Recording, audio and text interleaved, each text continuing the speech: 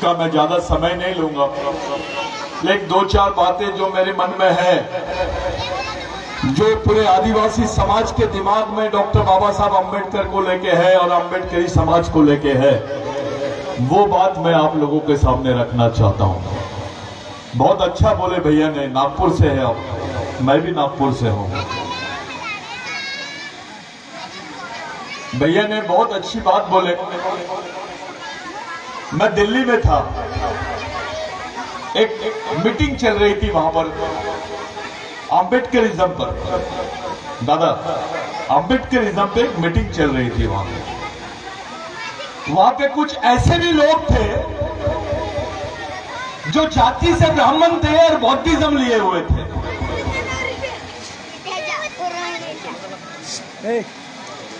ये बड़ी विचित्र बात है कि वो जाति से ब्राह्मण और बौद्ध धर्म को स्वीकार करके थे। जब उनके सामने ये बात आई कि भाई आप बौद्धिस्ट हो कि अम्बेडकरवादी हो, तो उन्होंने बोले हम बौद्धिस्ट हैं, अम्बेडकरवादी नहीं है। एक ऐसी भी कौम इस समाज में घुसपैठ कर ली है। यहां दो बातें देखने में आई जो इन्होंने बोले कि बुद्ध जो थे वो क्या बोले अपने, बुद्ध यानी सिद्धार्थ गौतम बुद्ध जो कम्युनिटी को बिलोंग करते थे, वो क्षत्रिय कम्युनिटी थी।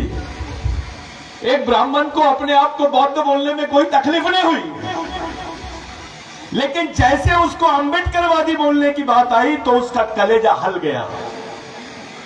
इसका मतलब साफ है कि इस देश में बाबा साहब के विचारों को अभी तक अपनाया नहीं गया। वो बोल तो रहे हैं बौद्ध, लेकिन अम्बेडकरवाद से बड़ी घबराते हैं लोग। आदिवासियों में भी वही बात है कि आदिवासी भी अम्बेडकरवाद से बहुत डरता है। ये एक डिप्लोमेटिक सोच अपने समाज में चल रही है कि मैं बौद्ध हूं। इन्होंने बताया आरएसएस का एक उपक्रम चल रहा है लोगों के बीच में कि आप अपने आप को बौद्ध बोलो। मैंने एक आरएसएस के बहुत बड़े व्यक्ति से सवाल किया कि आप ऐसा उपक्रम चला रहे हो कि अपने आप को बौद्ध बोलो, आप ऐसा उपक्रम क्यों नहीं चलाते कि अपने आप को अम्बेडकरवादी बोलो?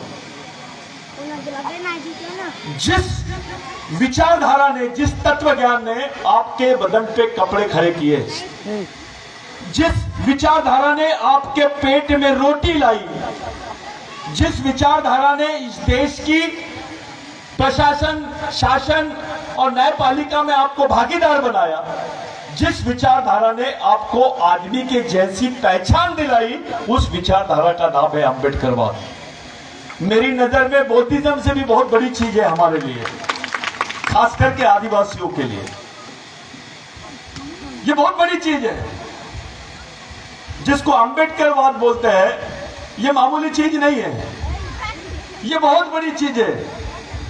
एक रिक्शे वालों को नागपुर में हम लोगों ने पूछा, बहुत मेहनती था वो, हम लोग पॉम्पलेट बांट रहे थे महापरिनिर्वाण दिवस के, तो हमने उसको पूछा और मजाक में उससे पूछ लिया कि भैया बुद्ध के पिताजी का नाम क्या है?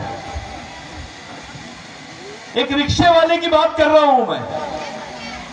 उससे पूछा गया कि बुद्ध के पिताजी का नाम क्या है, तो उसने हंसा और 2 मिनट सोचा और बोला डॉक्टर बाबा साहब अम्बेडकर। तो मैंने बोला आप कैसी बात कर दिए कि दादा बोले हमको बाबा साहब नहीं होता तो बुद्ध नहीं दिखाई देता। बोले हमारे लिए तो सब कुछ बाबा साहब है, हमारी सोच बाबा साहब है, हमारी विचारधारा बाबा साहब है, हमारी पहचान बाबा साहब है, हमारी अस्मिता बाबा साहब है। तो ये देश में एक षड्यंत्र चल रहा है धर्म का। जब हमारा आदमी धार्मिक हो जाता है तो वो नागरिक बनता है, और जैसी वो धर्म की तरफ जाता है, संस्कृति की तरफ जाता है, तो वो मालिक बन जाता है। ये दोनों बातों को भी हमको ध्यान में रखना पड़ेगा। विश्व में पहले आदमी है डॉक्टर बाबा साहब अम्बेडकर। नहीं तो विश्व के ऐसा कौन सा देश है जहां पर बौद्धिज्म में अमेंडमेंट हुआ, संशोधन किया गया? डॉक्टर बाबा साहब अंबेडकर पहले आदमी है जिन्होंने बौद्ध धर्म में भी संशोधन किया और केवल 22 प्रतिज्ञा अपने सामने रखी। ये जो संशोधन है ये सांस्कृतिक संशोधन है। एक धर्म को सांस्कृतिक संशोधित करके उसको संस्कृति के रूप में अपने सामने लाया।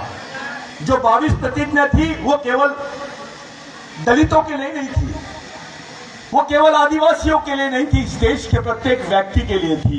वो जाति विशेष के खिलाफ में नहीं थी, वो एक विचारधारा के खिलाफ में थी। बाबा साहब ने 22 प्रतिज्ञा लेके सत्य शोधक समाज की पुनर्वृत्ति की। ये वही डॉक्टर बाबा साहब अंबेडकर है जिन्होंने गोदावरी के आंदोलन में बोला था कि मैं जमीनी आंदोलन के लिए बिरसा मुंडा को अपने आंदोलन का गुरु मानता हूं।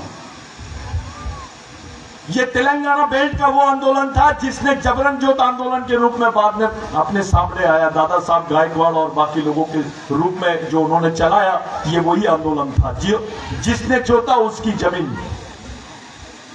उस वक्त आरक्षण की बात नहीं चल रही थी, उस वक्त जो जल जमीन जंगल की बात चल रही थी।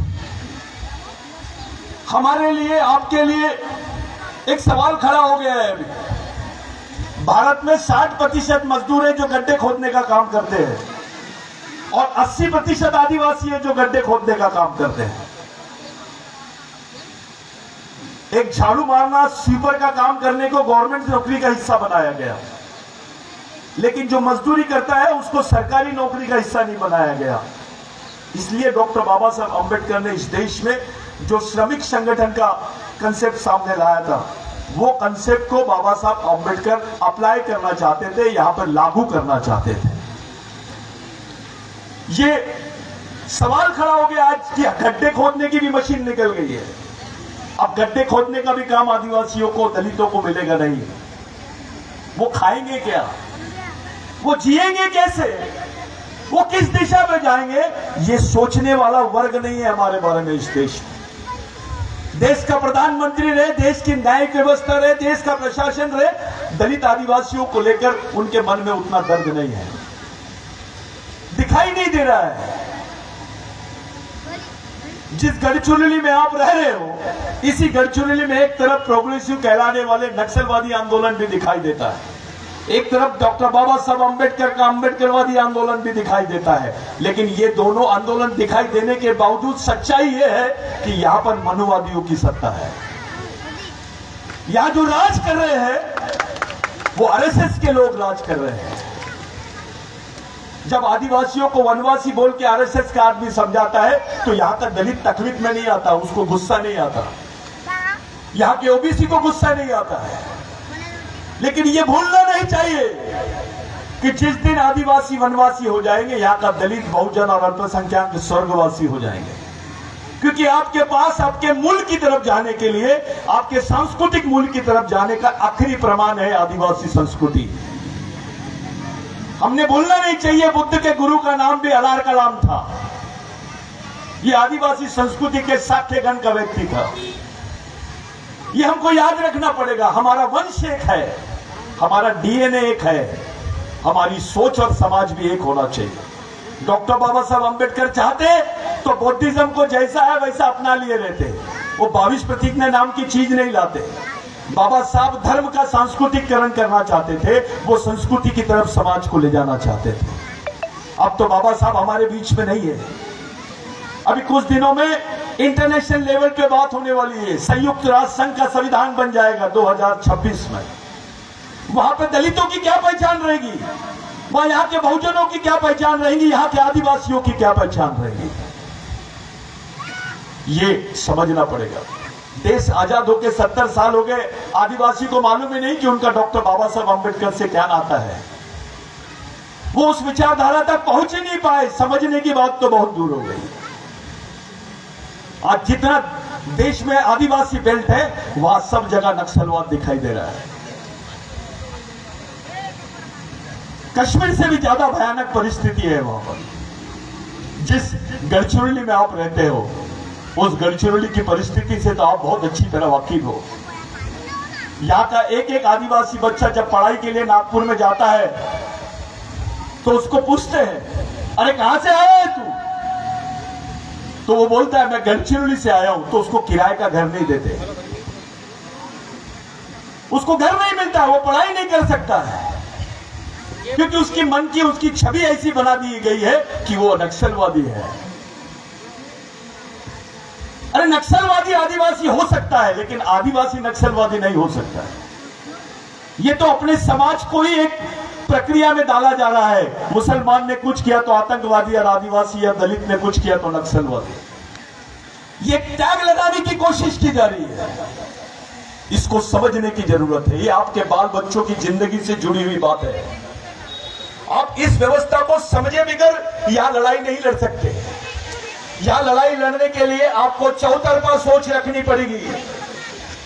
आपको समझना पड़ेगा कि आपका दोस्त कौन है और दुश्मन कौन है।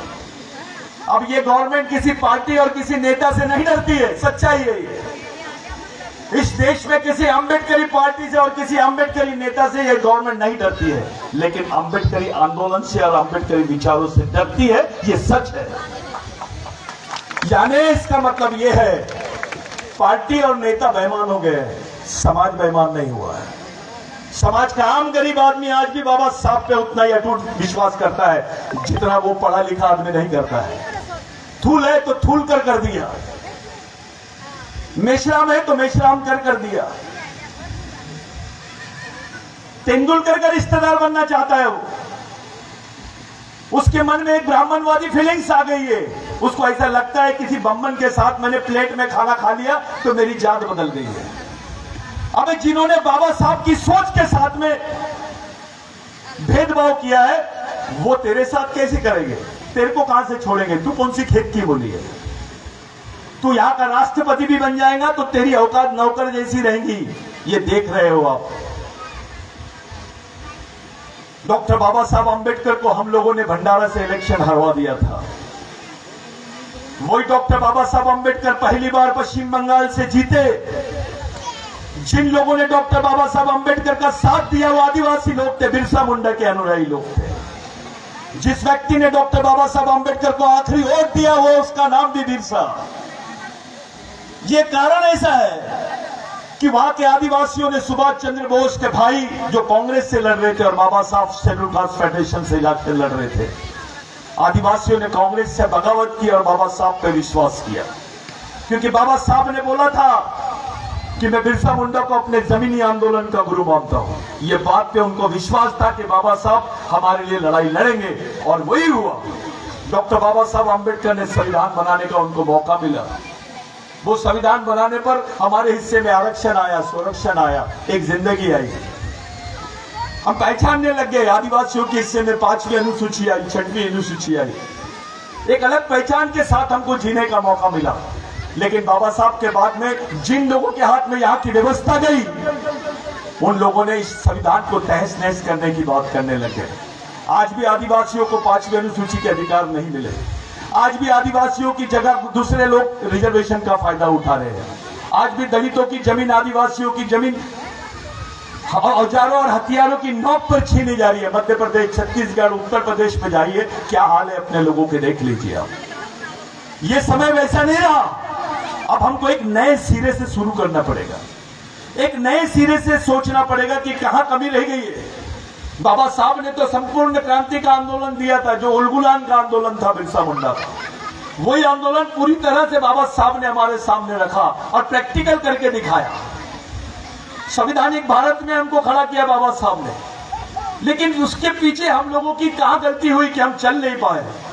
इतनी बड़ी सोच रहने के बाद हम नहीं चल पाए। जिनके पास हेगड़ेवार की सोच थी वो देश को राज कर रहे, लेकिन जिसके पास विश्व के सबसे विद्वान आदमी की सोच थी वो देश पे क्या आज अपनी जमीन पे भी राज करने लायक हम लोग नहीं रहे। ये सच्चाई है, इसको मानना पड़ेगा। मैं पूरे बिरसा मुंडा ब्रिगेड की तरफ से जो लोगों ने कार्यक्रम का आयोजन किया उनका बहुत बहुत धन्यवाद देना चाहता हूं। खुशी की बात है, यहां पर आदिवासियों का आरक्षण है। खुशी की बात है, यहां से आदिवासी सांसद चुन के जानता है। कभी देखेगा उसने डॉक्टर बाबा साहब अंबेडकर के विचारों पर पार्लियामेंट में एक आध क्वेश्चन रखा होगा? क्योंकि उनको पता ही नहीं है कि ये सोच उनकी सोच है, ये आंदोलन उनका आंदोलन है। ये सोच के बगैर हमारे पास कोई पर्याय नहीं है। बिरसा मुंडा का आदर्श हो सकता है, लेकिन आइडियोलॉजी तो बाबा साहब की लेनी पड़ेगी। हमको सोचना पड़ेगा कि कौन से रास्ते से जाना है हम लोगों को। ये केवल आदिवासियों का प्रश्न नहीं है, ये दलितों का भी प्रश्न है। आदिवासियों के पास में 2 एकड़ 4 एकड़ जमीन थी, जंगल में रहने का आर्ट है। आपका नाम देखते हैं तो नौकरी मिलती है।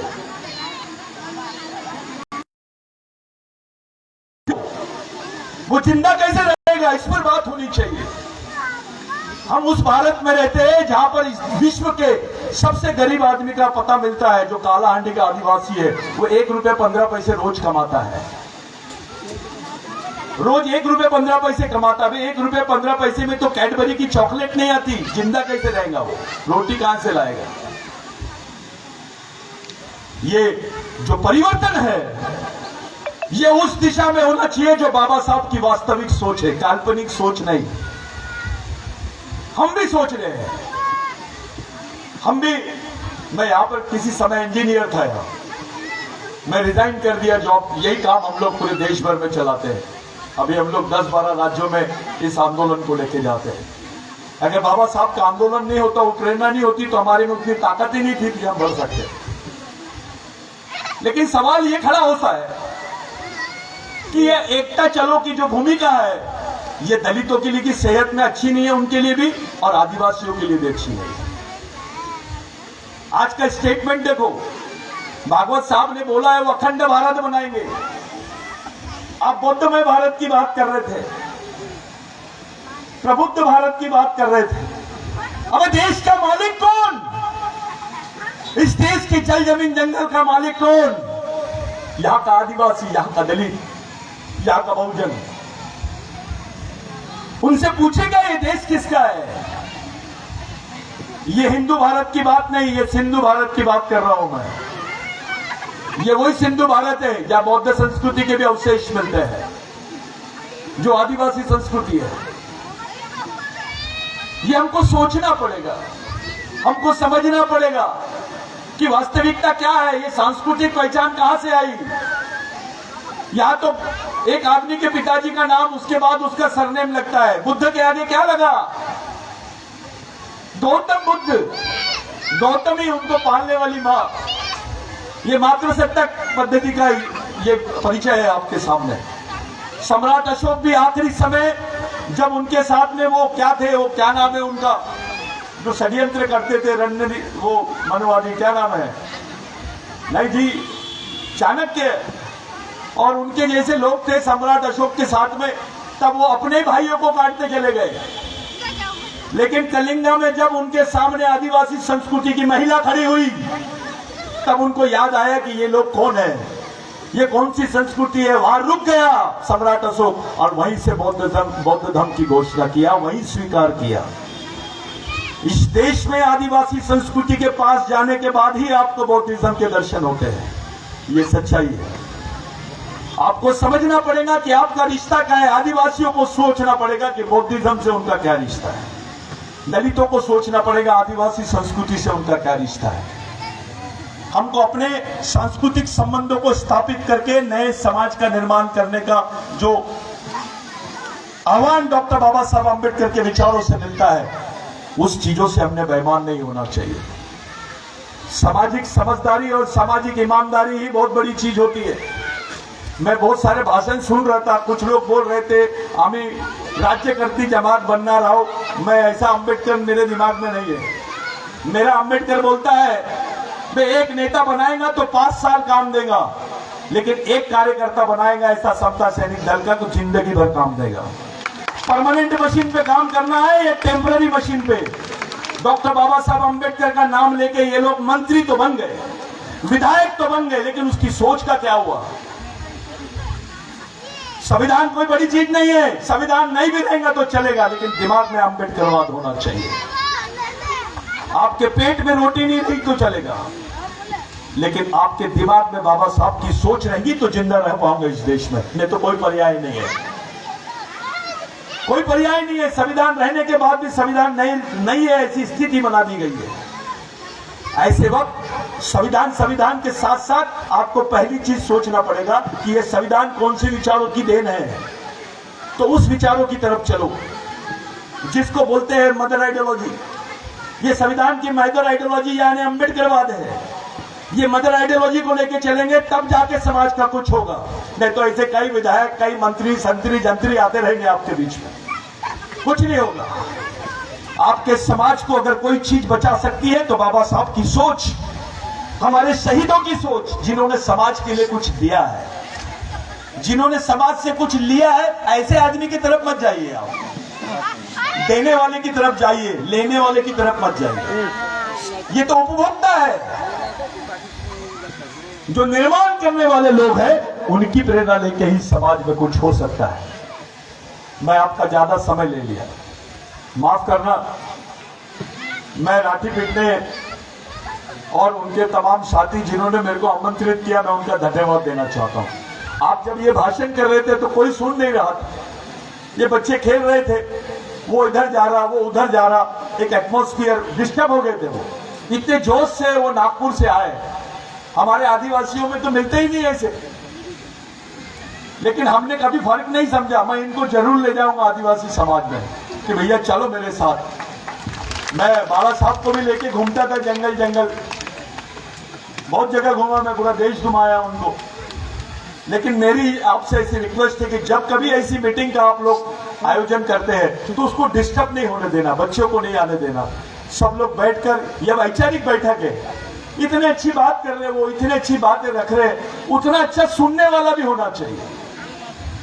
बताने वाला और सुनने वाला, तो सोचने और समझने की प्रक्रिया जन्म लेती है, वहां से चिंतन शुरू होता है। हम लोगों को बाबा साहब की जयंती का उत्सव मनाने के बजाय बाबा साहब के विचारों का जो इन्होंने खंडन किया है, उसको विभक्तिकरण कर रहे हैं, उसका जो डिसेंट्रलाइजेशन कर रहे हैं लोग, उससे हमको बचना होगा। उसको कैसे बचाएंगे अम्बेडकरवाद को, उस तरफ देखना है। अम्बेडकर की जयंती मनाने का प्रश्न हमारे सामने पहला नहीं है, बाबा साहब की सोच को बचाने का सवाल हमारे सामने पहला है। उस दिशा में काम करना है। सुभाष चंद्र बोस ने वो आजाद हिंदू सेना की स्थापना की थी, फौज की। उसी काल में डॉक्टर बाबा साहब अम्बेडकर ने समता सैनिक दल का निर्माण किया था। वो एक अलग सेना बनाने चाहते थे। बाबा साहब सामाजिक सेना की बात कर रहे थे, क्योंकि बाबा साहब आजादी की लड़ाई में भी अपनी समाज का बाजू छोड़े नहीं। अगर वो छोड़ देते तो हमारे हिस्से में संविधान भी नहीं आता। आजादी रहती लेकिन बिगड़ संविधान की। फिर वो मनुवादी तरीका अपना लेते हैं लोग। इतना सब कुछ होने के बाद भी तो आज वही चल रहा है देश में। मैं आप लोगों के हाथ जोड़ के विनती करता हूं, आप लोग पढ़े लिखे समझदार है, बाबा साहब के सोच का आप लोगों पे प्रभाव है। आप आदिवासी समाज में भी जाकर इन सब चीजों को समझाएं। आपके रहते हुए बाकी लोग यहां पर कैसे सक्सेस होते हैं आदिवासियों के बीच में? अम्बेडकरी जनता के रहते हुए, उसके भाई के रहते हुए दुश्मन उसका दोस्त कैसे बन जाता है? और अपने ही भाई अब तो दुश्मन की सेना के सेनापति बन गए भाई। इस क्षेत्र में सबका विकास होता है। मैं एक सवाल आपके बीच में डाल के जा रहा हूं। मैं उनका सम्मान भी करता हूं, उनका विरोध नहीं कर रहा, लेकिन मेरे सामने सवाल है कि जब बाबा हम थे ना, उधर से यहां गढ़चिरौली में आए थे, तब उनके पास में 3 एकड़ जमीन थी। उन्होंने काम शुरू किया। इस गढ़चिरौली में भामरागढ़ की जमीन पर उनका विकास हुआ। उनके बच्चे खड़े हुए, उनको मेगासेस अवार्ड मिला, उनको बाकी सब अवार्ड मिले, देश के सबसे सम्मानित आदमी रहे वो, और उनका विकास हुआ। वैसे जितने उच्च वर्णीय लोग आए बाहर से, वो आदिवासी क्षेत्र में उनका सबका विकास हुआ। मेरे दिमाग में एक सवाल खड़ा हुआ, क्योंकि मैं आदिवासी हूं, कि इस क्षेत्र में उनका विकास हो सकता है, आदिवासी का क्यों नहीं हुआ? ये मैं सोच रहा हूं। बाबा आमटे का, प्रकाश आमटे का विकास हो सकता है, वहीं के आदिवासी का विकास नहीं हो सकता। ये सोच हमारे लिए होमवर्क है। व्यवस्था तो यही है, संविधान भी वही है, एरिया भी वही है। यहां के बहुसंख्यक लोगों का विकास नहीं हो सकता, और एक व्यक्ति एक अल्पसंख्यक व्यक्ति का विकास हो सकता है, ये सोच की बात है, समझने वाली बात है। आलापल्ली में, कसनसूर में, एटापल्ली में सावरकर की विचारधारा पहुंच सकती है, अंबेडकर की क्यों नहीं पहुंची? क्या कमी रह गई है? क्या प्रॉब्लम है? कहां फेल हो गए हम? वहां पर तुकाराम महाराज की भी विचार नहीं पहुंच पाए, तुकडोजी महाराज के भी विचार नहीं पहुंच पाए, संभाजी महाराज के भी विचार नहीं पहुंच पाए, और आदिवासी अकेला खड़ा है बेचारा, उसके हाथ में जो भी झंडा दे दे रहे वो पकड़ ले रहा, कोई आ रहा बंदूक थमा रहा, कोई आ रहा झंडा थमा रहा, चल रहा है वो। ये परिस्थिति क्यों पैदा हुई है? इस परिस्थिति पर भी विचार किया जाए, क्योंकि वही है, अगर आदिवासी आपके साथ में है तो अंबेडकरवादी सत्ता, आदिवासी उधर गए तो सावरकरवादी सत्ता। ये दोनों बात है। वो तो दुश्मन रहने के बाद दोस्त दिखाई दे रहे हैं, आप तो भाई रहने के बाद दोस्त नहीं बन पाए। कहीं तो भी कोई कमी हो गई है, गलतियां इधर से भी होगी, उधर से भी होगी। बाबा साहब को बदनाम करने का एक षड्यंत्र हुआ साहब। 1993 में यूनाइटेड नेशंस में गवर्नमेंट ऑफ इंडिया का जो रिप्रेजेंटेशन गया, उसमें लिखा गया कि आदिवासी, भारत में आदिवासी रहते नहीं है, संविधान में आदिवासियों का उल्लेख नहीं है। इसका परिणाम यह हुआ कि भारत के जितने आदिवासी थे बाबा साहब के विचारों से दूर होने लगे। लेकिन वास्तविकता यह थी कि प्री कॉन्स्टिट्यूशन डिबेट में डॉक्टर बाबा साहब अम्बेडकर ने जयपाल मुंडा को बोला कि मैं उन्हीं लोगों को अनुसूचित जनजाति का आदमी बोल रहा हूं जो इस देश के आदिवासी हैं। और बाद में सुप्रीम कोर्ट ने भी बोला, बावजूद उसके इस देश की सत्ता के लोग आदिवासियों को संयुक्त राष्ट्र संघ में मूल निवासी का दर्जा नहीं दे रहे, क्योंकि उनको मालूम है जिस दिन यहाँ का मूल निवासी आदिवासी हो जाएगा, इनके जो वंशज है, दलित है, ओबीसी है, ये भी मूल निवासी की मांग खड़ी कर लेंगे और संयुक्त राष्ट्र संघ में अपने नए अधिकारों को स्थापित कर देंगे। ये सोच, ये षड्यंत्र हमको समझना पड़ेगा। एक नए सिरे से हमको समाज का निर्माण करने की तरफ जाना पड़ेगा। साथियों, बाबा साहब नहीं है, लेकिन उनकी सोच है। आदमी की उम्र उसकी सोच से गिनी जाती है, उसकी उम्र से नहीं। बाबा साहब फिजिकल एग्जिस्टेंस को मानते नहीं थे। बाबा साहब तो बौद्ध धर्म लेने के पहले आदि धर्म पे भी बात कर रहे थे। उत्तर प्रदेश में उसका डिस्कशन किए उन्होंने, नेपाल में उसका डिस्कशन किए। आदि धर्म यानी आदिवासी संस्कृति के बारे में सोच रहे थे, लेकिन बाबा साहब के पास उतना मटेरियल नहीं था, उनके पास टीम वर्क नहीं थी, अकेले थे बाबा साहब, अकेले लड़ रहे थे। आज के दिन मैंने आपका समय लिया, लेकिन मैंने अपनी मन की बात आपके सामने रखा, क्योंकि मेरे को ऐसा लगता है ये मेरे लोग हैं। मैं इनके सामने रहूंगा तो समझ जाएंगे, दूसरे के सामने रहूंगा तो गुलाम समझेगा, आपके सामने रहूंगा तो भाई समझ लोगे आप। मैं बाबा साहब को, तमाम जितने लोग हैं हमारे महान विभूतियां, उन लोगों की प्रेरणा और उनके चरणों में, उनके विचारों के सामने आदरांजलि पेश करता हूं। लेकिन आपको एक बात बोल के जा रहा हूं, जब तक के सामाजिक विचारधारा, सामाजिक मिशन, सामाजिक संघर्ष और सामाजिक लक्ष्य और उद्देश्य की तरफ हम लोग बढ़ेंगे नहीं, तब तक के इस देश में प्रबुद्ध भारत और बौद्धमय भारत की बात करना भी कल्पना है। क्योंकि ये सब कुछ समाज शास्त्र है, इससे सोशियोलॉजी, इसमें एंथ्रोपोलॉजी भी आ गई, कल्चरल सोशियोलॉजी भी आ गई, कल्चरल एंथ्रोपोलॉजी भी आ गई। और आप लोग बहुत बड़े लोग हैं, पूरे देश के लोगों की नजर गढ़चिरौली पे पड़ती है। गढ़चिरौली सबसे फेमस क्षेत्र है, वो चाहे किसी भी बात के लिए है, लेकिन ये बात सही होनी चाहिए कि गढ़चिरौली से डॉक्टर बाबा साहब अम्बेडकर का मिशन पूरे देश के लोगों को दिशा निर्देश कर सकता है, एक संदेश दे सकता है। ये बात हमको पैदा करना पड़ेगा, क्योंकि गढ़चिरौली में सबसे ज्यादा बहुसंख्यक आदिवासी, दलित और कुछ बहुजन, यही इस देश की अम्बेडकराइट विचारों की दिशा को चेंज कर सकते हैं। शहरी आदमी अम्बेडकरवादी नहीं है, वो अम्बेडकरीवादी नहीं है, वो अम्बेडकरवादी हो भी नहीं सकता। जो शहरी आदमी है साहब, जो नीला झंडा दिखाता है, जो जाता है 5,000 रुपए देता है और बोलता है मला कार्यक्रमाचा अध्यक्ष करून घे जा,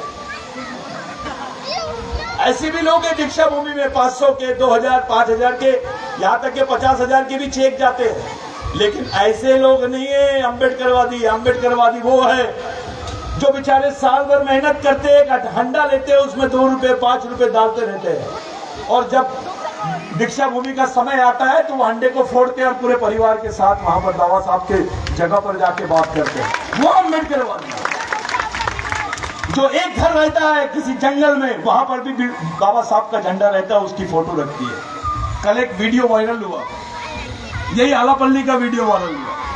वहां पर एक ही घर दलित का, और वो भाई ने, दो आदिवासी भाई, दोनों के बदन पे कपड़े नहीं, उन्होंने बाबा साहब का एक फोटो लगाए और वहां पे एक झंडा लगाए, और वो बेचारे वो कुछ नहीं मिला तो वो जो बागड़ की ये होती है उसी का माला बना के उसको ये कर दिए। और किसी पत्रकार ने देखा या कोई लड़के ने वहां के उसका क्लिप लिया और पूरे इसमें वायरल हो गया। रियल अम्बेडकरवादी। कोई चीज की जरूरत नहीं है कि आप बहुत बड़ा जंक्शन लो, बहुत बड़ा ये करो, फंक्शन करो, पैसा रखो, पैसा खर्चा करो, बहुत अच्छी जयंती की है, डीजी लगाए, ये सब फालतू की ढोकलेबाजी नहीं होना। अम्बेडकरवाद ये नहीं है कि यहां से शुरू होता है अम्बेडकरवाद,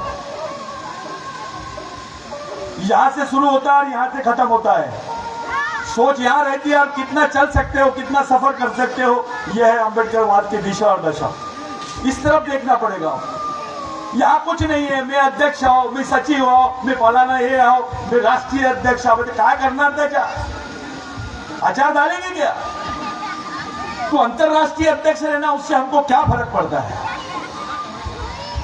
अपने घर पे अपनी गाड़ी के ऊपर पार्टी लगाते हैं, उधर पार्टी यहाँ अंदर में, बाबा साहब की जगह अंदर में है, तेरी गाड़ी पे नहीं है। तो ये बोगस अम्बेडकरवादियों से भी हमको सब खतरा है। और इधर कम है, हमारे पास बहुत ज्यादा है।